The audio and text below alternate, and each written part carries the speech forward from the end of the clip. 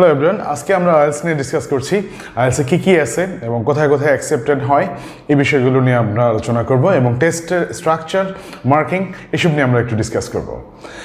So folks, আমি মামুজ্জামান, নেক্সটস্টেপ IELTS and study abroad থেকে।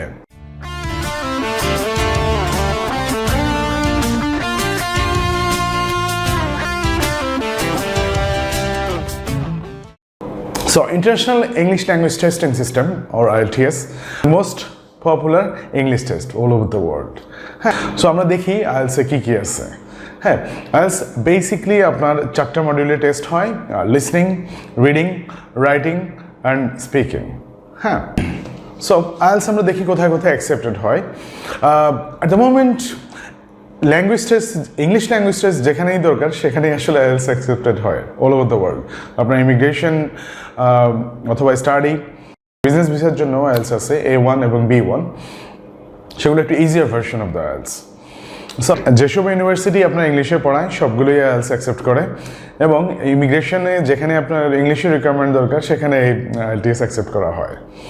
So এবং আপনার হচ্ছে গিয়ে স্পাউস ভিসার জন্য আইএলটিএস A1 এবং বিজনেস ভিসা অথবা ওয়ার্ক পারমিটের জন্য আইএলটিএস B1 আর কি ইউকে, অস্ট্রেলিয়া এইসব দেশগুলোতে আর কি অ্যাকসেপ্ট করা হয়। ওকে, সো 4টা মডিউল আছে: listening, reading, writing, speaking.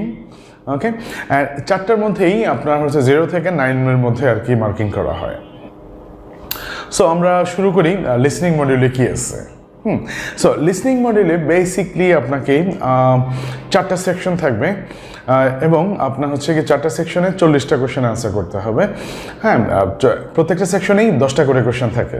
Type of question আপনি ওখানে পাবেন: feeling the gap, multiple choices, sentence completion, হ্যাঁ, flow chart, table completion.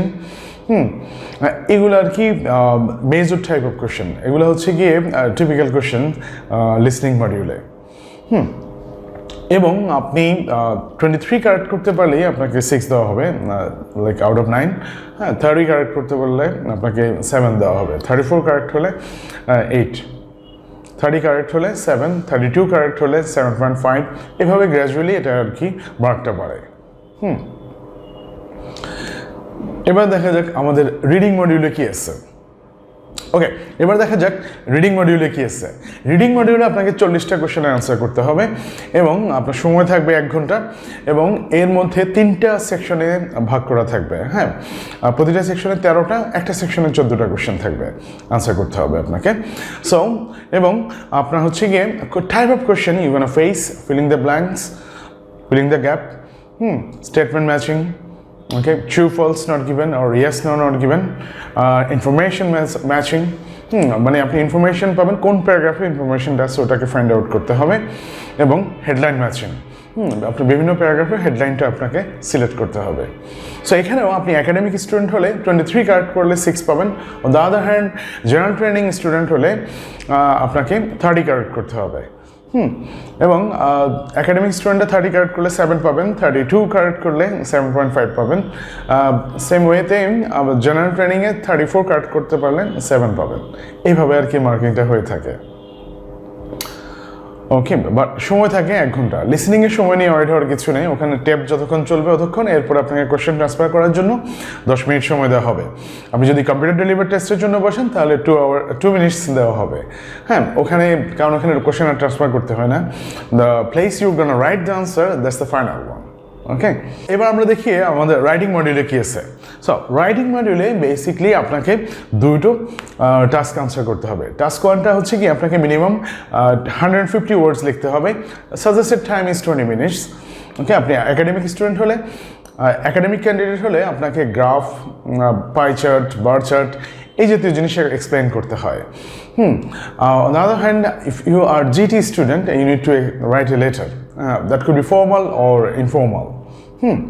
Task 2 academic general প্রায় একই। ওখানে আপনাকে একটা এসে লিখতে হবে, টপিকটা দেওয়া থাকবে, মিনিমাম 250 ওয়ার্ডস লিখতে হবে এবং আপনার suggested time is 40 minutes. Task 2 carry করে আপনার 2/3 মার্ক, আর টাস্ক 1 ক্যারি করে 1/3 মার্ক আমাদের রাইটিং মডিউলের। আর মার্কিংটা 4টা ক্রাইটেরিয়াতে আর কি মার্কিং করা হয়, প্রত্যেকটাই 0 থেকে 9 পর্যন্ত। However, writing gonna be assessed as task achievement that carries 25% mark, grammatical range and accuracy carries 25% mark, lexical resource that carries 25% mark, cohesion and coherence that carries 25% mark. Okay, now finally আমরা দেখি আমাদের speaking মডিউলে কি আছে। Speaking মডিউলে around 12 থেকে 16 minutes আপনার টেস্টটা হবে এবং 3টা পার্ট থাকে। তো part 1 some basic question, bit of ice breaking আর কি। হ্যাঁ, আপনার সাম ওয়ার্ম আপ কোয়েশ্চেন থাকবে আপনার about your hobbies, about your work, study, something you like, something you don't like. হ্যাঁ, this kind of basic question you gonna face on the part 1. On the other hand, part 2 হবে small presentation. এক্সামিনে আপনাকে একটা cue card দেবে with a topic, ওই টপিকের উপরে আপনাকে 1 to 2 minutes কথা বলতে হবে। ওকে, ওটা মনোলগ, আপনি একাই কথা বলবেন, এক্সামিনে কোনো কথা বলবে না। এবং ফাইনালি হচ্ছে গিয়ে সেকশন 3 আপনার কিউ কার্ড রিলেটেড কিছু কোয়েশ্চেন আপনি পাবেন, those are Gaana be in depth. হ্যাঁ, ইন ডেপথ কোয়েশ্চেন থাকবে, আপনার ওগুলো নিয়ে কথা বলতে হবে।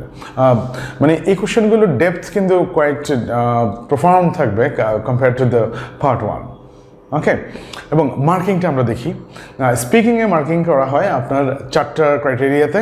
Fluency and coherence carries 25% mark, lexical resource 25% mark, pronunciation 25% mark, and grammatical range and accuracy carries 25% mark. Okay, so এখানেও 0 থেকে 9 এ আপনার মার্কিং করা হয়। সো গাইজ, হোপফুলি আপনারা ক্লিয়ার আইএলটিএস সম্পর্কে আছে মডিউলগুলো এবং মার্কিং ক্রাইটেরিয়াগুলো সম্পর্কে আপনারা কোয়াইট ক্লিয়ার। এবং ফার্দার ইন ডেপথ কোনো আইএলটিএস নিয়ে বা কোনো স্পেসিফিক মডিউল নিয়ে যদি আপনাদের কোয়েশ্চেন থাকে আপনারা কোয়েশ্চেন করতে পারেন এবং আমাদের অন্যান্য ভিডিওগুলো চেক করতে পারেন, ওখানে পেয়ে যাবেন। So thanks for watching and I will see you on the next video. Take good care of yourself. Cheers.